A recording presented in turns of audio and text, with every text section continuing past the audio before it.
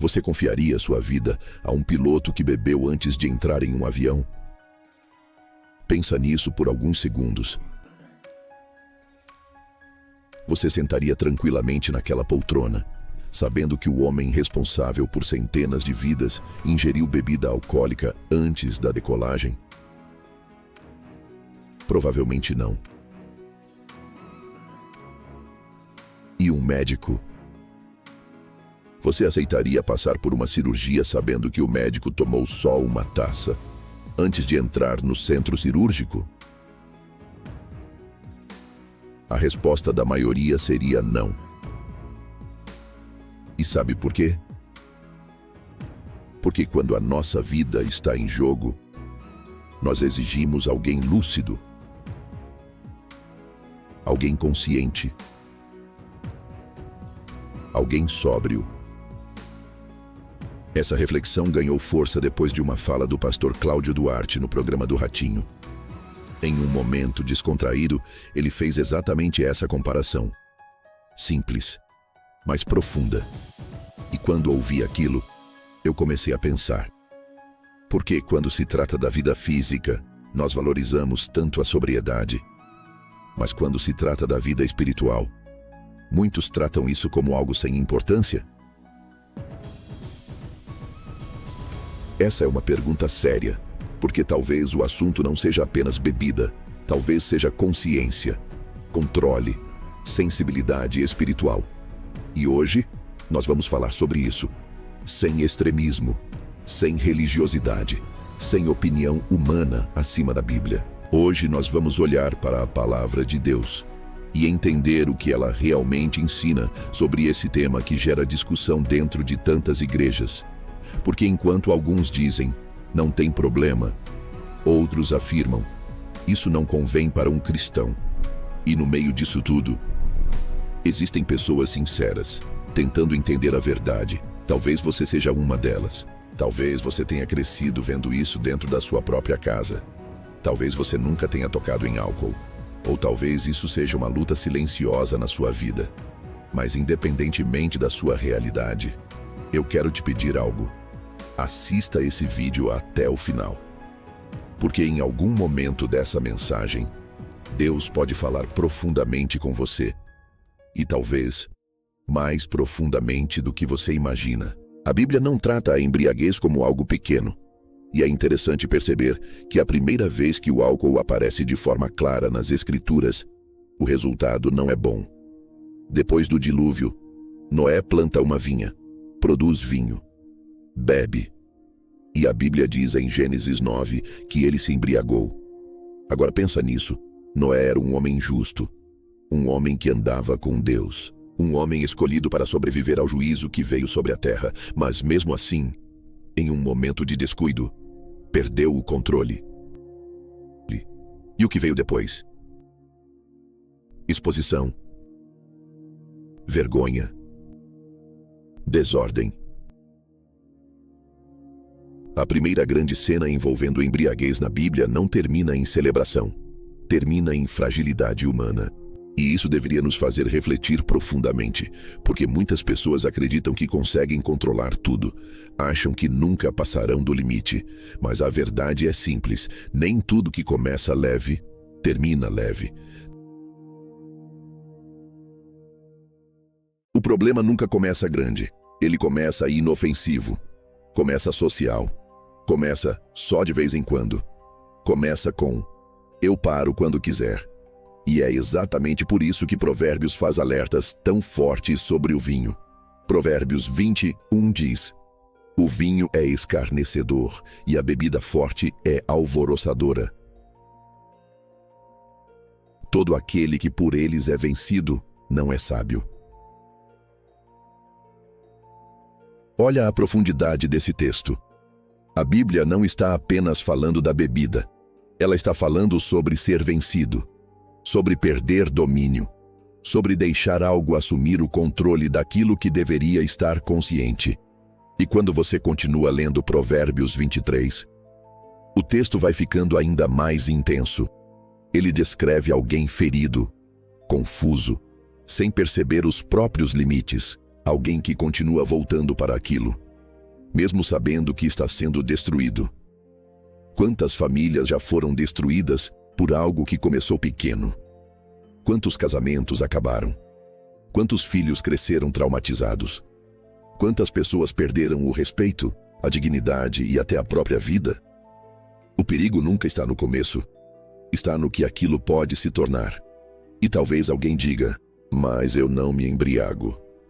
Tudo bem, mas deixa eu te fazer uma pergunta sincera. Por que algo que tem potencial de destruir tantas vidas deveria ser tratado de forma tão leve?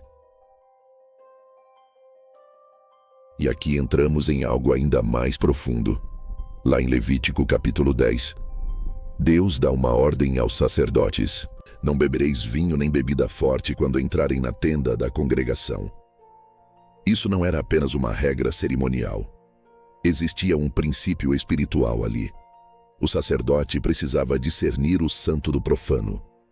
Precisava estar sensível, atento, lúcido, porque alguém que serve diante da presença de Deus não pode viver espiritualmente distraído. E existe um detalhe muito forte nesse contexto. Essa ordem vem logo depois da morte de Nadab e Abiú, filhos de Arão, que ofereceram fogo estranho diante do Senhor. Muitos estudiosos acreditam que existe uma conexão entre os acontecimentos. Talvez eles não estivessem plenamente sóbrios. Talvez a falta de vigilância tenha produzido irreverência. E aqui existe uma verdade poderosa. Quando a sobriedade sai, o discernimento vai junto. Sem sobriedade, não existe sensibilidade espiritual. E isso muda completamente a forma de enxergar esse assunto. Porque hoje, muitas pessoas não percebem o quanto estão espiritualmente anestesiadas, sem percepção, sem vigilância, sem discernimento. E o mais perigoso, achando que está tudo normal.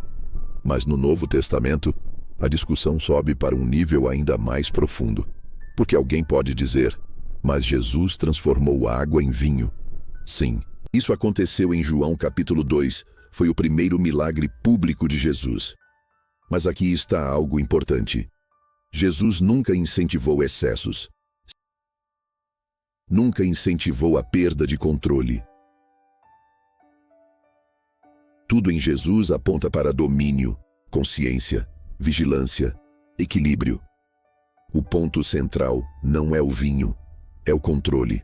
E quando Paulo escreve em Efésios 5:18, ele deixa isso ainda mais claro. Não vos embriagueis com vinho, mas enchei-vos do Espírito. Olha o contraste.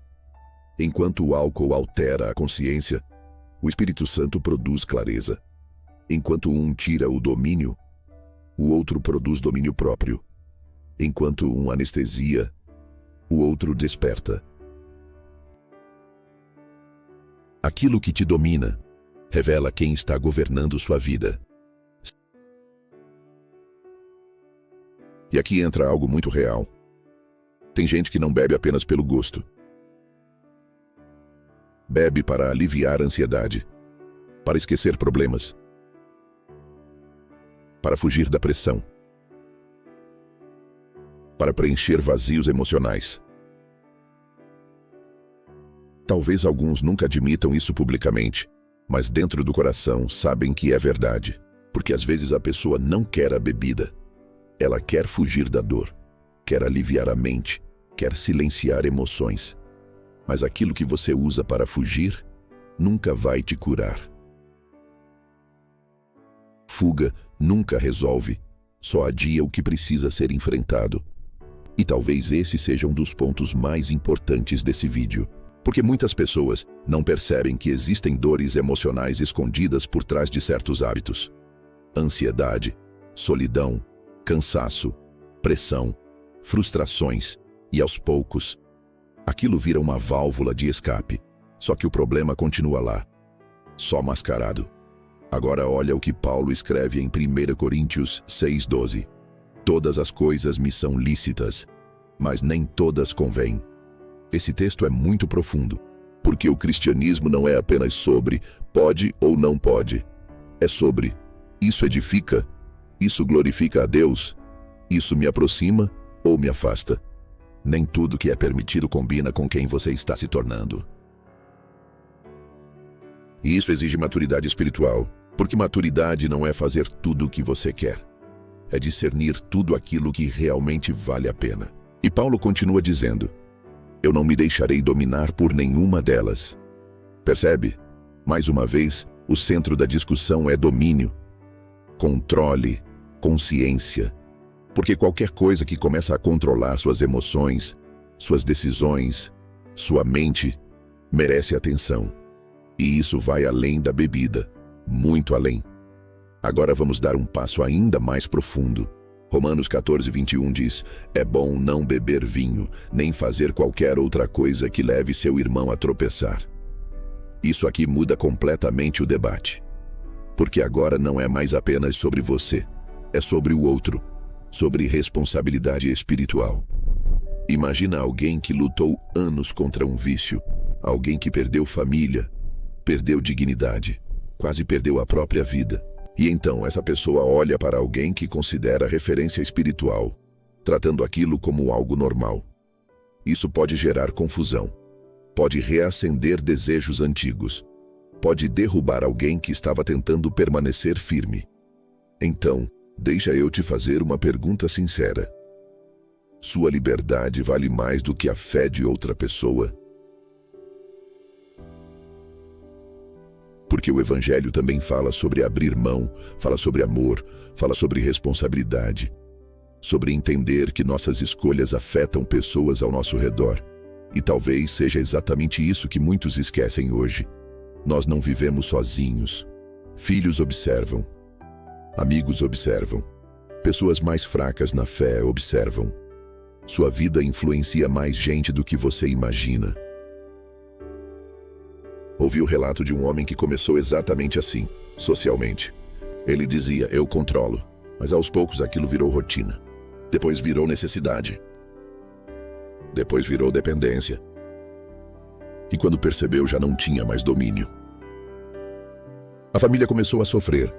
Os relacionamentos esfriaram. A vida espiritual desapareceu.